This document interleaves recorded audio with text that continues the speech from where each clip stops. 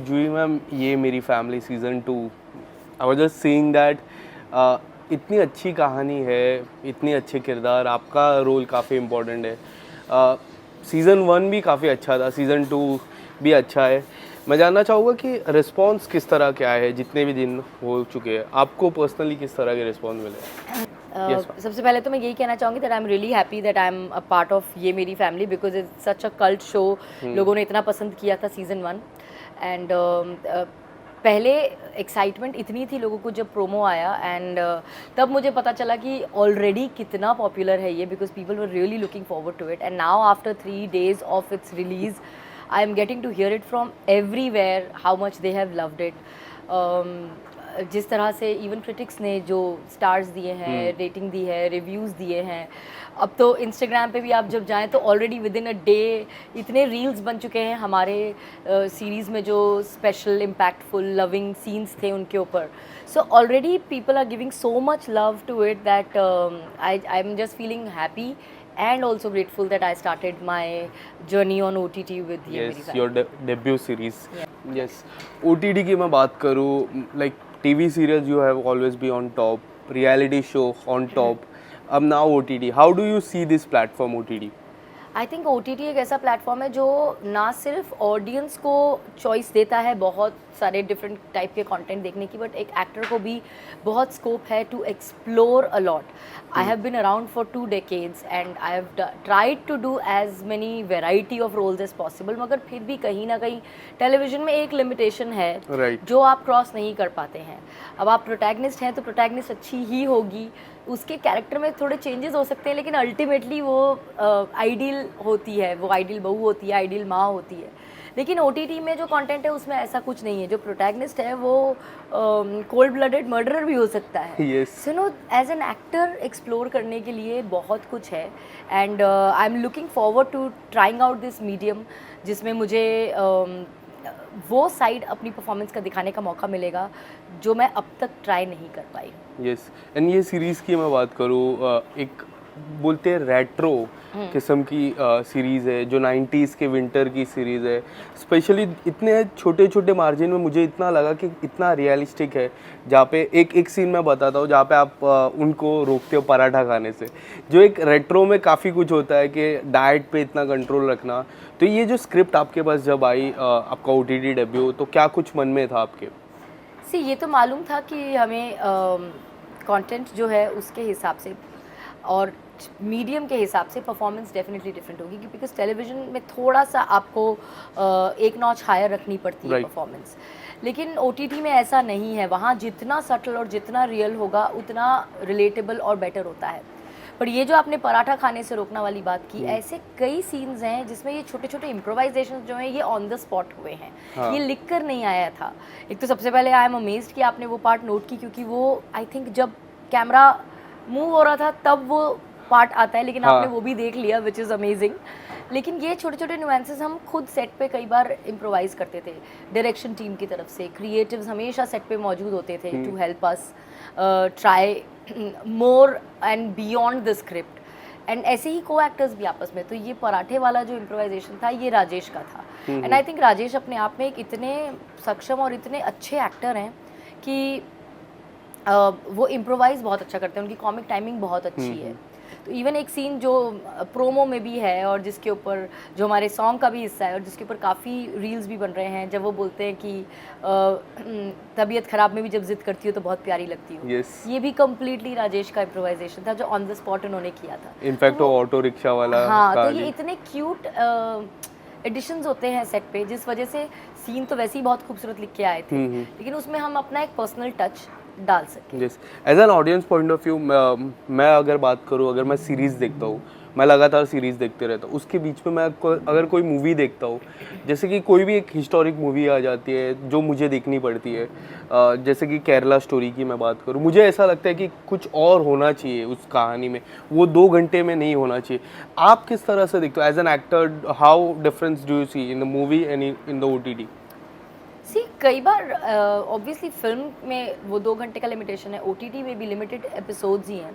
ये तो हमारे टेलीविज़न शोज़ हैं जो कि अनलिमिटेड चलते हैं और हमें पता ही नहीं होता जब स्टार्ट होता है कि ख़त्म कब होने वाला है। राइट। लेकिन जैसे फिल्म में ड्यूरेशन का एक पहले से प्री डिसाइडेड होता है, सेम ओटीटी में ऐसे नंबर ऑफ एपिसोड्स डिसाइडेड होते हैं। जब आप Right. शूट करना शुरू करते हो तो आपको मालूम होता है कि where the story is going to lead and where it is going to end.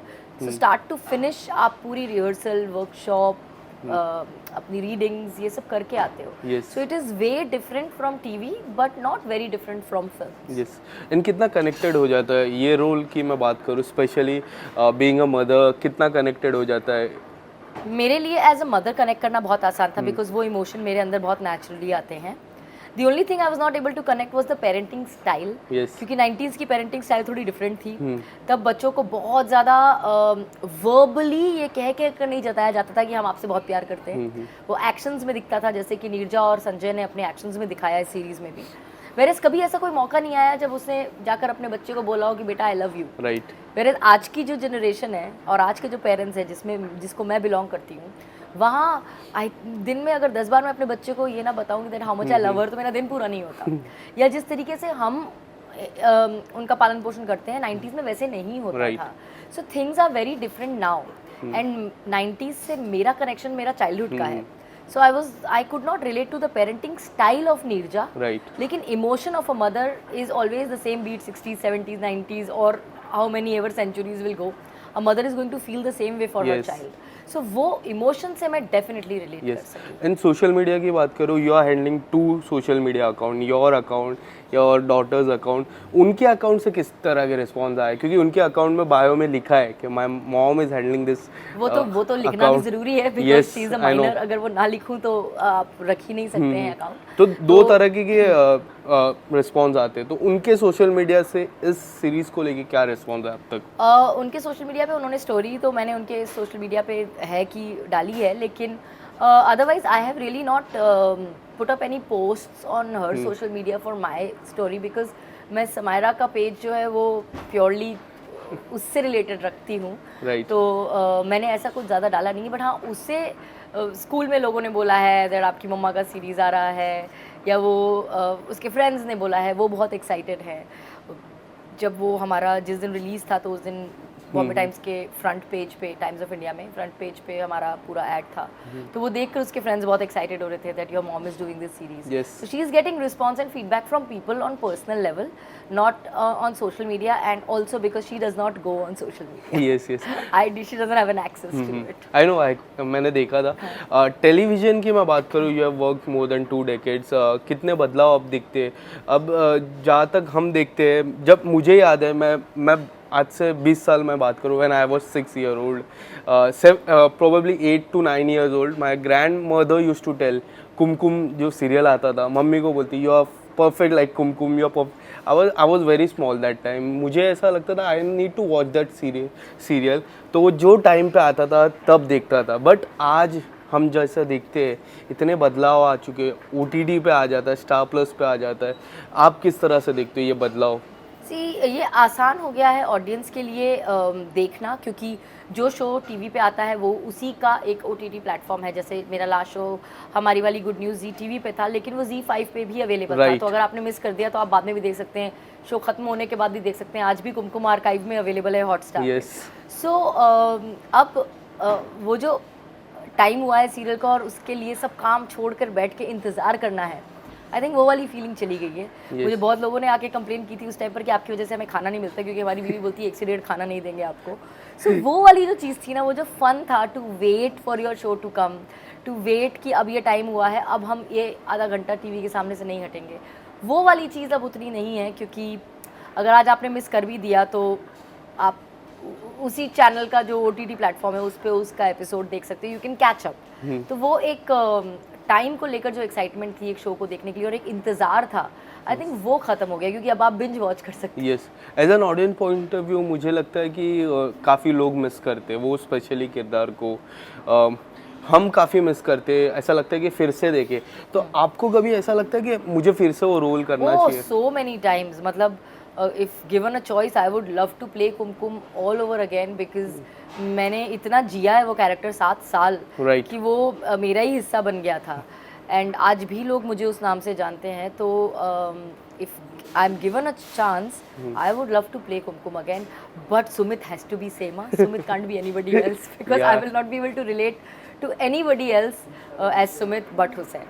Now, what would you like to explore? Now you're a part of OTT, reality show, television, anything like. Is there anything in your mind would you like See, to since explore? I've just stepped into OTT, I would love to definitely explore more roles in OTT and play different kind of roles. मतलब Yes. जो roles मुझसे मेरी viewers expect करते हैं वो तो हैं ही, but कहीं ना कहीं सरप्राइज और शॉक दोनों करना चाहूँगी मैं ऑडियंस को, जब वो मुझे किसी एक पर्टिकुलर टाइप ऑफ रोल में देखे और कहे कि हमने सोचा ही नहीं था कि जूही ये भी कर सकती है. Yes. So I would love to explore and surprise myself. Yes.